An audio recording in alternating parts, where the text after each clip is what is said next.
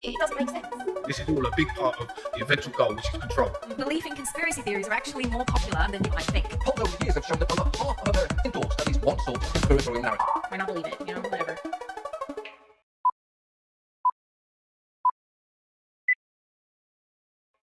In a world. Okay, sorry, with this new setup, I had to try something dramatic. In an online world where misinformation and disinformation spreads like wildfire, and people become empowered through misinformation, horrific consequences can happen. But how did it get to this point? And why have bizarre theories and fake news become so prevalent in our society today? The patented nanosilver we have, the Pentagon has come out and documented, and Homeland Security, and said this stuff kills the whole SARS corona family at point-blank range. Scientists agree silver has no effect against the coronavirus. In fact, exposure to colloidal silver can be toxic. Who or what is to blame for this? In this 4-part series, we're examining the rise of conspiracy theories, the influencers who have pushed out these theories, and the aftermath when the internet clashes with reality. How did we seemingly go from having questions about society to denying science and even at times reality? In this first episode today, I'm examining how conspiracy theories began and why they seem to grow. But before we dive into that, don't forget to subscribe and hit the bell so that you don't miss an episode in this series. Because we're diving into all the various details of conspiracy theories, this topic might be sensitive or triggering for some. Viewer discretion is advised.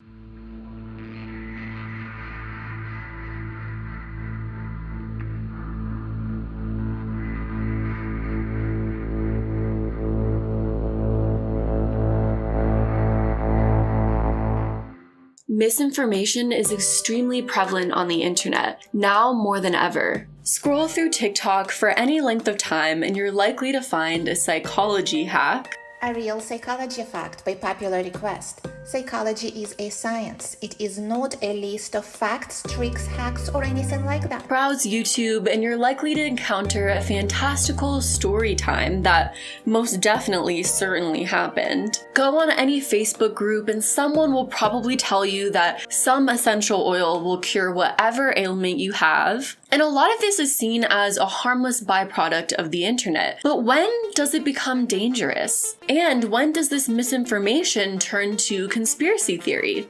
Let's define it.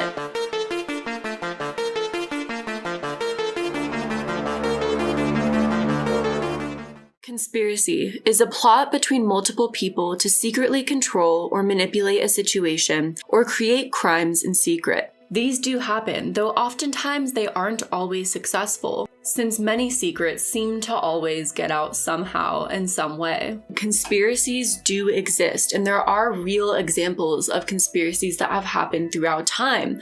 But most of these are not successful, and the secret is not kept for long, hence why we know about them. A conspiracy theory is a belief or argument that a conspiracy exists. Like if you were to believe that Avril Lavigne, iconic punk pop star, was replaced by another person. That is a conspiracy theory out there. A conspirator is a person who plans or carries out a conspiracy. Avril Lavigne and the team surrounding her would be the conspirators in the previous example. A conspiracy theorist is a person who believes a conspiracy plot exists or is taking place, like if you were to believe that Avril Lavigne was replaced. Other relevant terms related to conspiracy theories and conspiracy theorists is apophenia, the condition of seeing or imagining patterns in random occurrences. For example, for a while I always saw 11:11 on the clock every day and became convinced that it was some sort of sign or had some sort of greater meaning, when in reality my body may have just been on a schedule, where naturally I would have the urge to look at the clock at around the same time. I saw meaning in the potentially meaningless or maybe meaningful, but I didn't properly evaluate the other options and possibilities at the time. Conspiratorial thinking is a mindset that makes someone susceptible to believing in conspiracy theories. all of a sudden everything around you becomes a conspiracy theory or a potential conspiracy theory. A conspiratorial worldview is a mindset that accepts multiple conspiracy theories or the belief that the world is run by one mass conspiracy. All of a sudden, Avril Lavigne taking a break from her singing career turns into Avril Lavigne being replaced, which turns into Hollywood constructing a massive plot to be rid of pop stars and singers, which all of a sudden means even this video here where I'm talking about this conspiracy is part of the conspiracy. The reality is conspiracy theories and the conspiracy mindset has a lot to do with mental health. And while I'm no mental health expert, I'm going to try my best to analyze this aspect because it is such an important component of this whole conversation. But I will be doing so through expert opinions and research, and all of that research will be linked down below so that you can check it out and find out more about this topic. Things I will not be doing in this video is demonizing people who believe in conspiracy theories, as well as making fun of them or seeing conspiracy theories themselves as a joke. While there are some funny aspects to conspiracy theories, and I definitely will be covering that, overall, conspiracy theories aren't just a joke. There are some serious implications to conspiracy theories and the spread of conspiracy theories, and people who believe conspiracy theories aren't necessarily crazy or weird, and they're not just fringe groups of people. Likely, everyone watching this video believes in at least one conspiracy theory on some level and in some shape or form, or we know of our own friends and family members who believe in conspiracy theories. So if I were to just look at everyone who believes conspiracy theories as a joke, that would be inaccurate on my part. Conspiracy theories are much more complex than a simple dictionary definition because there are so many varieties of conspiracy theories. Some theories are based on age-old folklore, some scientific misinformation. Some conspiracy theories would require thousands of people to participate,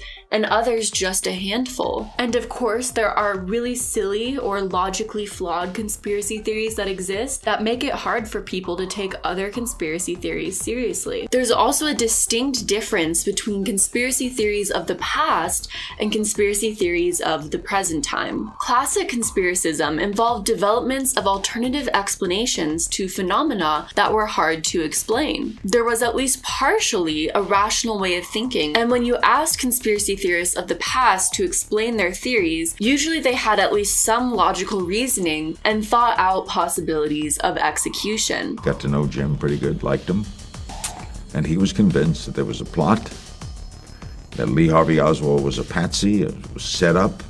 He may have been part of it, but there was a lot involved. Could have gone back to Cuba. He traced a lot of things, and he thought he was onto something big. Who killed John F. Kennedy? The commission answers unequivocally, Lee Harvey Oswald. Was Oswald acting alone, or was he a member of a conspiracy?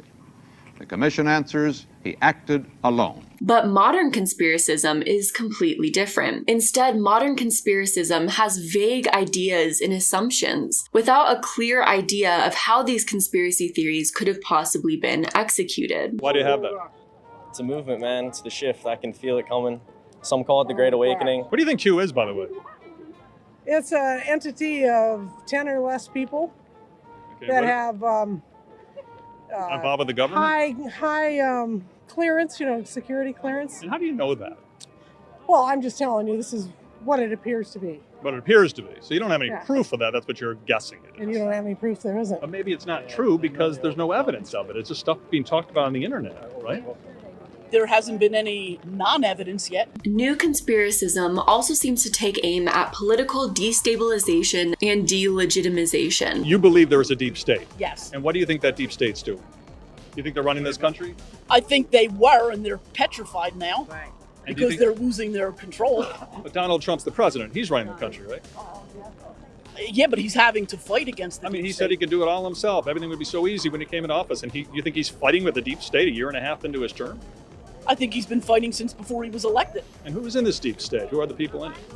Oh, I definitely believe that, like, the Clintons, the Bushes, the Obamas. So you think the Clintons, the Bushes, and the Obamas are running this country as we stand here in the rain? No, they're trying. So conspiracy theories themselves and the general practice and idea changes along with society and times. A simplistic view of conspiracy theories would be that much of it all boils down to one simple emotion: fear. When the world is complex and scary, and such dark things are happening that it almost becomes beyond human comprehension, it may be easier to look to a theory that rejects that reality. But of course, that's only a simplistic way of viewing conspiracy theories and those that believe them. Though it's also important to mention the worldview of conspiracy theorists is often simplistic as well. A battle between good and evil, us versus them, red pill, blue pill. Instead of viewing the world as a chaotic mess or humans as complex, conspiracy theorists seem to view the world in black and white. Every in-group or group of nice people needs an out-group of nasty people. Otherwise, they wouldn't know who they were. There have also been numerous philosophers who have weighed in on the topic of conspiracy theories.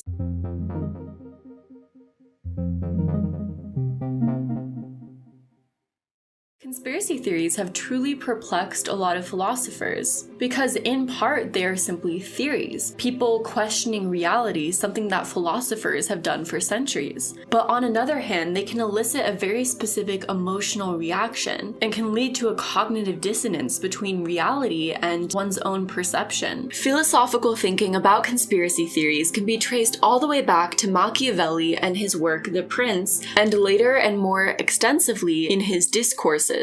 To be loved or to be feared. I want people to be afraid of how much they love me. I want people to be afraid of how much they love me. Do we love the idea of the conspiracy theories that we believe, or do we greatly fear them? In his books, Machiavelli warned conspirators who would potentially be against him. It seems his greatest fear was the potential conspirators themselves. So I suppose you could say that we fear the potential conspirators of the world, but we love the conspiracy theories because they protect us from our potential worst fears. They prepare us for worser possibilities. Machiavelli warns his subjects not to engage in conspiracies, partly because he believes these rarely achieve what they desire. The philosopher Karl Raimund Popper also made similar sentiments regarding conspiracy theories. He noted that while conspiracies do occur, he thinks few conspiracies are successful, since few things turn out exactly how they're intended. Like, have you ever listened to a conspiracy theorist talk about a conspiracy that involves mass coordination on a wide scale between hundreds if not thousands of people and wonder, my workplace is barely ever able to coordinate on basic tasks. How are people coordinating and acting out these mass-scale conspiracies without anyone knowing or getting caught? Many conspiracy theories seem to give humans a bit too much credit, since no one is perfect and we all F up a lot, including those who are in power in our society. Throughout his career, Karl Popper mostly talked about pseudoscience and what pseudoscience was. Karl Popper looked at scientists of his time and noticed two different distinctions. There were scientists who were actively looking to disprove their theories.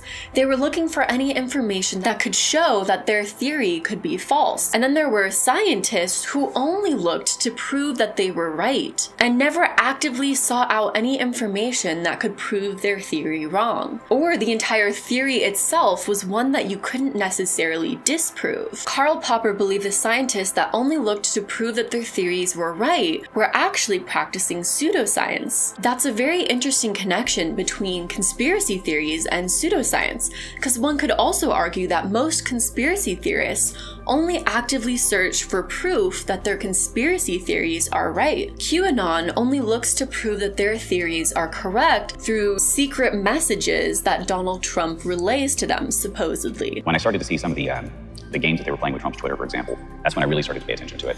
One famous example, he had a 0.000 second difference on a post that Q and Trump posted at the same time, 3 times in one day. So there's like a no time at all difference. When they asked President Trump to say tip-top, tippy-top, and he did so on Easter. That's a very specific phrase. And we keep it in tip-top shape. We call it sometimes tippy-top shape. Instead of actively looking for alternative possibilities or ways in which their theory may be wrong. Suddenly the most ordinary things like pizza, hot dogs, and pandas become confirmation of the worst possible assumptions that you can make about someone.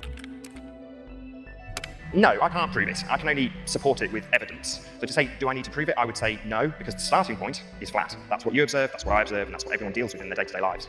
It's important to keep in mind when examining a conspiracy theory or when talking to conspiracy theorists whether or not this theory and its believers are actively searching to disprove the theory or if they're only looking to prove themselves right. These earlier philosophical works sparked a larger philosophical debate on the importance and merits of conspiracy theories. Are conspiracy theories even valid? Should conspiracy theories even be taken seriously? Those like Popper fall into a generalist way of thinking, believing that all conspiracy theories have some inherent logical or structural problem in their argument and reasoning. Therefore, most conspiracy theories shouldn't be taken seriously and should be seen as just a conspiracy theory. Then there are those like Charles Pidgeon who fall under a particularist's way of thinking, who argue that there's nothing necessarily problematic about a conspiracy theory and that each conspiracy theory should be evaluated on an individual basis based on its own individual merit.